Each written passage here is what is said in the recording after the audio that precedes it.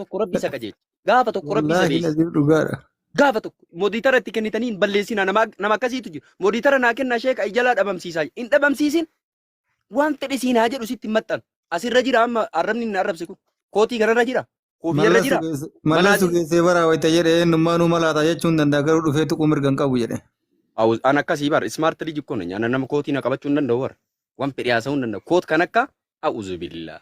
Buruslii roobe keessaati eenyutu gara muntu kun Sheekaa roobe bara isin sirriitti nan beekne malee ani Bakaree fa'aa, Shaamiloo fa'aa, Mudassiriin fa'aa, Kiroochiin fa'aa ijoollee tana waliin guddanne. Maashaallah ijoolleen abbaarii waliin turre miiree Shaamiloon kalee eebba kuwaasiiti wanni qaba eebba ispoortii madda Ani sirriitti sin beeka sirriitti sin beeka sirriitti Shaamiloo fa'aa wajjin guddanne gaaf maashalartiin roobeen jalqaba seenu waliin jalqabne Bakarii Aadam amma walquba qabna kaleessa wajjin haasaa ture. An sarkasii yeroo awwalaa ka jalqabe Hasan Dammaa, Buubbuu, Gindhiiruu ijoollee tanniin beeytaneef Gindhiiruu, Buubbuu, Hasan Dammaa kanneen waliin ispoortii jalqabe galma abbaa gadaa san ittiin ijaaramne yooti san meedaa qullaa achitti sarkasii jalqabe. Yaa wayita sanbaati dalaisiisan san marfata waaqoochi. Faamii Muhammad kun iqaa tana galchaa jedha sheeka roobe galchanii nimi. Gaafii naa deebisaa gaafii dagattanii intala abbeeraa kiyyaa jaartii abbeeraa kiyyaa fuudhuu danda'an. Ani madda walaa buutii dabarsa hin beeku wallahi. Barreessaa koomantii barreessaa warri mana keessaa yaalla barreessaa hin fuudhaa fi hin fuudhuu qofa barreessaas jalatti koomantii ilaallamee dura barreessaa. Hin danda'u. Hin danda'u ilaala. I will say no. Ni dandayaa. I will say no. Eeyyen. Laa. Eeti dhaqi. Hin dandeettu. Ni danda'ama. Irra dee intala jaartii abbeeraa kiyyaa an fuudhuu hin danda'a. An abbeeraa qabaami. Abbeeraan kiyya jaartii qaba. Jaartii abbeeraa kiyyaa fuudhuu hin danda'an. Kiyya deebiin tana hin danda'uun beekan. Ayyee hin dandayu. Gabaabumatti jaartii abbeeraa kiyyaa fuudhuu hin danda'an. Qabadhu. Jaartii abbeeraa fuudhuu ni danda'a. Jaartii abbeeraa kiyyaa fuudhuu ni danda'a. Kalas. Kol fi bada madda walaa buu. Hamza tamnu Abdulmuttalib Hamzaan eenyu irraa du'e jaartii irraa du'e. Eenyu fuudhe jaartii Hamza? Ka abbeeraa jedhuun eenyu fuudhe?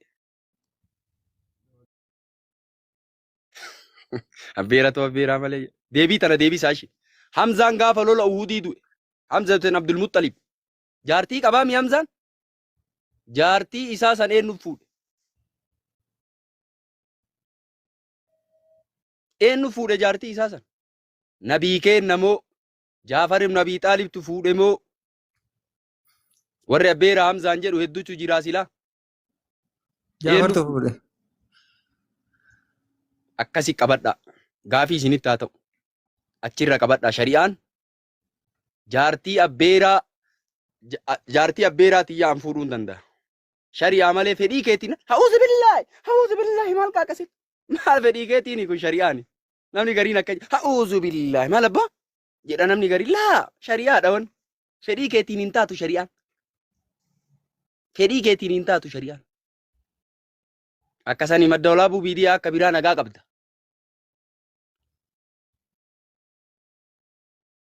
Galatoomii Yaasin abaaboo jannata rabbi siyaa waa kennu ulfaadhu galatoomii wallaahi.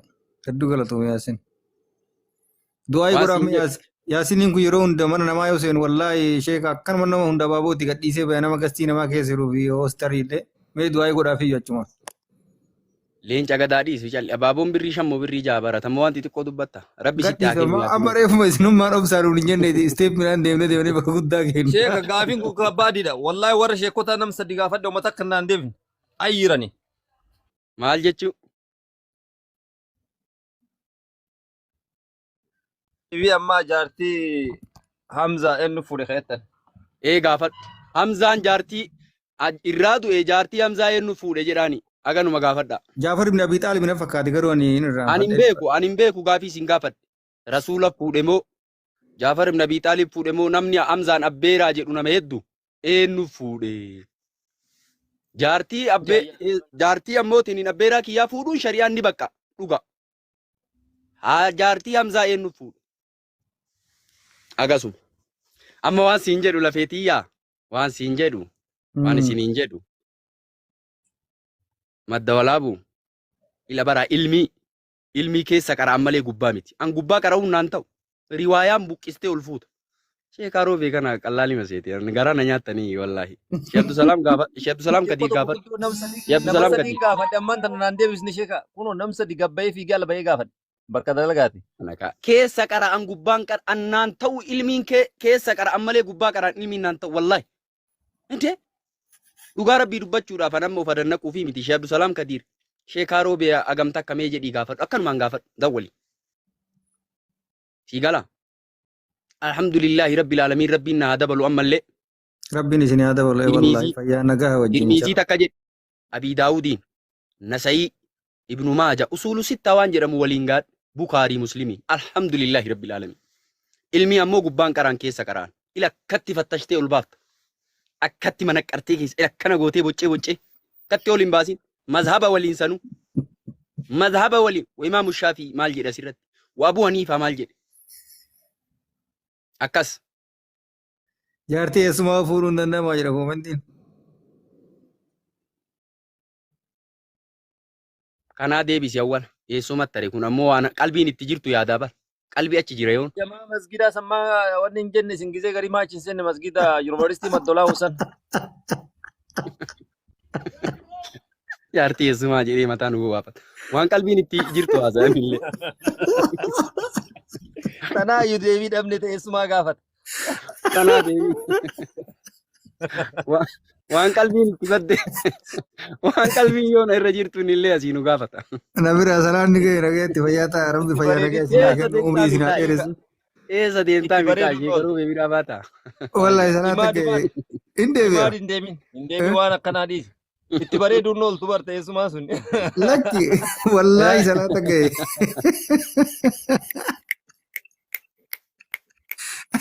Isaan dura golfisiise maal jedhamee ta'a. Bara wallaahi nama kenna kana beektanii an kanaaf jaartii tiyye hin mul'isu namatti takkaan argine jaartii tiyya namni maaliif jennaan namni gariin jaartii bareedduu yoo si jala arge badaa yoomuma xalaaqa yoomuma irraa du'a siin jedha yoomuma xalaaqa yooma gadhiisa yoomuma irraa du'a siin jedha namni garii kaatamma jaartii fuutee asirra nu mul'iftu kanaa midhiisi waa si waliin fuunee nu mul'iftaa miti jaartii ta'e dhuifadhu si galaa.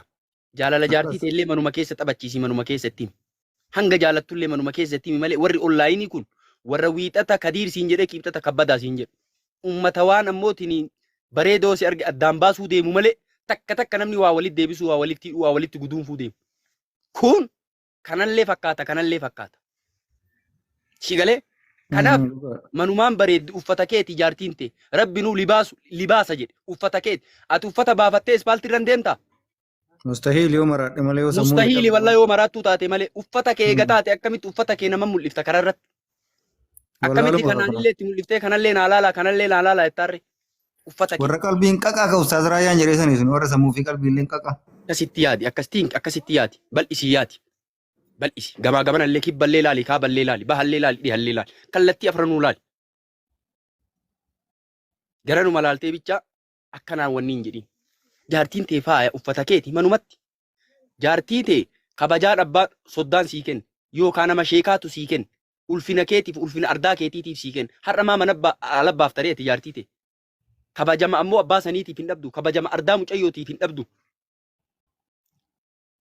Hin ta'u kun jaartii tee eega kabajaan sii kennan kabajaan makiinaa keessa sii kaayan kabajaan akkasumatti hatta miinzee afran waliin deemtu ittiin hin mul'isin galadhuu manatti. Rakkoon ijoollee teennaa amma zamana kana maal ta'e beektanii Ustaaza anayyuu dabalatee amma walumaan beena keessattuu ijoolleen Oromoo ijoolleen Musliimaa yoo kana jedhu sabni biraa safuu hin qabu miti dubartoonni naannoo keenyaa akkamitti akka guddatan amma magaalaa keessa taa'anii waa hin nyaatanii ka jedhullee nu hunduu walumaan beena akkaataatti guddatan amma nu rakkoon keenya erga ala baane kana sooshaal miidiyaa hordofnee aadaa keenyallee amantii keenyallee dagannee saba biraatiif nama biraa fakkaachuu irratti even bultii bateennaa diigaa jirra. Bultiin zamana kanaa mee amma akka nama har'a wal fuudhee buru wal gadhiisee ta'e qaayidaa dubbii miskoola. Kana maaltu fide? Homanu gochuma keenya waan taateef homa asirratti dalagamaa jirudha. Sheekaan roobee har'a yoo gabbayee fuudhe sheekaan roobee baa nama kana fuudhe jedhanii isin irratti duulan akka waan isin fuudha keessan san yookaan baajata nama saniitiin horattanii yookaan isin fuudhuudhaaf gana hayyama nama sooshaal miidiyaa kana gaafachuu qabdan. Ani tana naannoo kanaa fuudhana hayyamaa jettanii nama akkanaatu jira Oromoo keessa. Sooshaal miidiyaa zamana kana keessa jechuudha. Keessattuu ani maqaa namaallee dha'u garuu nama hisaabaa bahee sooshaal miidiyaa kanarra nama rakkisaa jiraatu yoo taate qamartamaam. Nama qamartamaam jedhamu hedduu sheekarra irratti illee waraaba, ulamaa irratti illee waraaba, guddatta irratti illee waraaba, xiqqa irratti illee waraaba, gowwaa irratti illee waraaba, beekaa irratti illee dhabu akkanuma jedha wayita waraaba. Algaa isaa irra tokko ta'e dhabu bakka ganamni illee haasawuma namaati nyaata isaa ta'e galgalli illee wayita rafuuma namaati rafa yaa akii nama san rabbi haa sirreessu. Nama san yoo sagalee kiyya dhageetti rabbi si haa qajeelchu. Rabbummaan irdii namaa irraa si haa qajeelchu. Jiini kabajamaan sha'abaana keessa jirraa dhufaa jira rabbi si haa qajeelchu. Akira kee rabbi haa tolchu. Kulli viidiyoo isaa jala yoo deemte kanamarra waraabame. Kulliin isaa homa keessa hin gahin bu'a. Homa keessa isa hin galchin bu'a. Akka waan rabbi isa ergatee ebaluunillee dalagaa isaa qabe. Ebaluunillee dalagaa isaa qabadhu jedheeni. Akkasumatti kinoo ganama maal haasa'e galgala maal ammootiin haasa'u jechuu kan nyaatuma isaa ta'e. Kanaaf rabbi si haalaaf Yaasin oo galchaa Yaasin hin galchaa nama guddaa jala ergateera. Yaasin ayyee. Ka warra ajabdaa garaa dooti ajabdaa garaa doo qabsaa jaarraa waa qofa wajjin qabsaa ture. Ganaa ana waliinuu qabsaaya. Ustaz, assalamu alaikum. Assalamu warahmatullahi wabarakatuh. Waalaikum assalam Yaasinoo. Qabsoo yoo magana bichaa taate. Karatti waan dhaabattu taate. Wallahi na kolfisiitan. Maal jettan? Falaawarii dhiisaa leenca darbaa jettanii?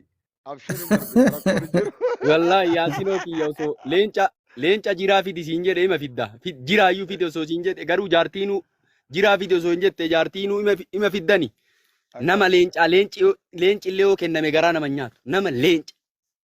Saba ufiitiif wera maraaf leenci yoo kenname garaa nama nyaatu baga jiraatte Yaasinuu qabsaayyan mallee. Qabsaay ganaan. Wallahi dhugama jabaa namaati anamma ustaaz jechuun isallee hin beeku garuu Yaasin 69 kana bakka ga'e hundatti abbaan fedhe gastii keessa yoo jiraate akkanuma itti roobsee biraa deema rabbiin fayyaa nagaa isaa kennu. Nama beektanii irraa dubbattanii. Ani isallee hin beeku garuu inni ammoo nama tokko gastii jala seene taana. Komaandar Yaasin elgadde ijoolleen teenne tabaale walgeennee murteessine. Komaandar Yaasin. Meewaa Yaasinii kiyya yaa Allahu. Shee Abdusalaam Kadiirtu maal jedhan beekta? Waan ijoollee laajjoo yaa Allahu. Waan ijoollee kinnoo sirkaa yaa Allahu.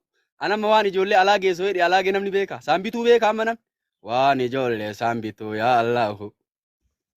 Waan Yaasinii kiyya yaa Allahu. Abboo sitti haa kennu Yaasin dhiibate. Dhiibee rabbi sitti haa kennu. Bara rabbi maqaan rabbii kariimi. Arja. Nama arjaa jaalata. Anama fakkeenyaaf warri masgiida Hamzaa waliin salaannu ay jala jirtanii. Wallaahi wabillaa akka gaafa rabbi duniyaana argisiisuu jalqabe. 20 yoo akkaawunti irraa qabaadhe 10 kennu. Warri masgiida Hamzaa kinoo ragaa ba'aa warra jala jirtan. Osoo ambituun warri duraan nabbaariin naggaaddeen teteettu. Birrii 2,000 jettu oo 20 oo 30. Akka kana beeka wallaahi. Rabbi biraa naa dhuftii beeka. Wallaahi rabbi. Warri ragaa masgiida Hamzaa waliin salaannu ragaa ba'aa. Takka akka gaafa rabbi duniyaana argisiise. Takkaa warri masgiida Hamzaa ol ka'ee na gaafatee takkaa birrii 10,000 gadi hin kennineef. Takkaa xiqqaatu. Rabbiin bakka isin haa buusu inshaallah. Akkasumatti rabbi bakka buuse. Inuma bakka buutillee beekamaadha wallahi. Ani amani rabbi quraana keessatti wanni isin bakka kennitan bakka buusa rabbi jedhe. Anfiquu faqaleeka jedhe nabiin kennalle jecha nabii kennaati alayhi salaam. Kenniin kennamtaa garraa kennamtaa. Dhugaadha wallahi amma namni ustaaz muftii manki namni hin beekne hin jiru sheetichaadha ingiliffaan daawaa godhu sana yoo waa barbaade jedhe amma inni daawaa godhee akkuma gadi baheen masgiida afoo nama jiru waa hunda kenna shittoo yoo ta'a birrii kumaan bitee yoo kennite 2,000 naasee jedhe yeroo masa wallaahi laziin daawaa ofii irratti dubbate ani waa barbaannaa waan kiisii qabu kenna jedhe. Maali beekta waan tana rabbiin narraa jaalataa miisila. Dalagaa rabbi bira dabarfadheemi silaa himuun barbaanne akka Umarii ilma Kaxaab farda karaa rabbii keessa kennee namtichi farda san huqqisee jennaan sirraa haa bituu jedheen. Awwalallee karaa rabbii keessa sii kenne laal silaa himuu hin barbaadu innu. Maaliif farda santu miidhame waan miidhamaa san ammootiniin waan miidhamaa san argee dubbate malee dalagaan silaa ta dhoyfatan ambi duraanii hin himtu. Dalagaa dhoyfate karaa rabbii keessa sadaqadhe jedheen dubbatu siraa Umar. Maaliifi farda miidhamaa san argee farda miidhamaa sababaa kana dubbate malee dubbachuun barbaadu. Akkuma inni akka jedhe riwaayaa jira bara riwaayaa waliin wal qabsiisanii dubbachuun barbaachisaa waan dubbatu. Silaa dalagaa xiyyatanallee rabbi bira tartee dubbachuun barbaadu. Maaliif namni irratti ilaalee haa kennatuuf. Dhugaadha Nama wallahi. wayiitu karatti na dhufee amma maqaan himu haftaami. Sheeka akka gaafa isin ima kennitan ima isin laalla. Birrii 2,200 dabalee anuu qara 3,000 kennaa 5,000 godhee jedhe. Isinirra laalee. Amma ka'e moo hin kaane namni kun. Dhugaadha wallahi. Fakkeenya ta'eef moo hin taaneef nama hin kakaase moo hin kakaafne. Sadaqaan yoo mul'iftanii kennitan gaafa sadaqaa dhoysitan caaltutu jira.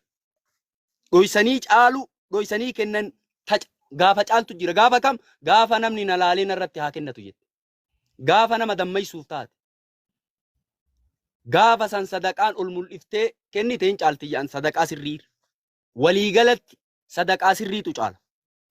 Bakka itti caaltu bakka tanatti caaltisi. Waliigalatti sadaqaa fi ibaadaa dhoysaatu caala. Ibaadaa dhoysaatu ibaadaa mul'isan caala. Kuni waliigala ittifaaqa. Garuu bakka takkittii tanatti isitti caala. Namni irratti haa kaka'u. Maaliif? Rabbi gaafa ammootiin hin kenne na duroomse malee takkaan hin dhise. Kennee bahee saafaa yafaa argadha wallahi. 30 asii kennee saafaa yafaa argadha. Maa ofii dubbate kaa Rabbiin kitaaba isaa keessatti nama naaf jecha. Wallahi. Waan ajaa'ibaa, waan ajaa'ibaa, waan ajaa'ibaa yaa Rabbi sibira naa tarte. Yaa Rabbi sibira naa tarte. Wallahi bara haguma qabu kanaan gaafa tokko namni masgiida afaa wahii dhufanii manuma na dhufan. Baadiyyaadha.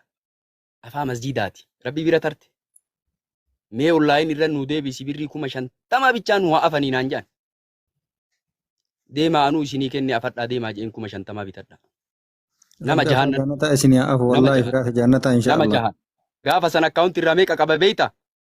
100,000 fi turte 100,000 fi 4,000 qaba. 50,000 hoodhaa afadhaa jeen. Yaa Rabbi ammaal ta'a maatiin kiyya maal ta'a mana kiraa keessa galaa maal ta'an jenne. Abboo ima duudde. Ima seenti abboo. Yoo asiin kennite qaata bakka buute. Tana beekaan. Hin yaadda'u. Boriif akkana maaliif hin yaadda'u? Kenni.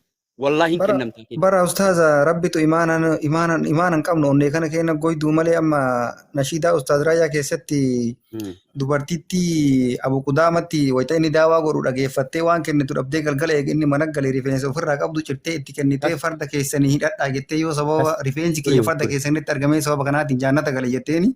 Mukkuree. Rifeensi mataa ofirraa murtee itti fidde isatti. Mukkuree. Nu ammoo osoo qabnu onnee teenne goyduu waan taateef harki nun kennu. Maalirree sheexaanaan hoogganamnu imaanaan osoo hin taane. As sadaqatu burhaan jedhan. Maal jechuu beeytanii hadiisa nabiiti.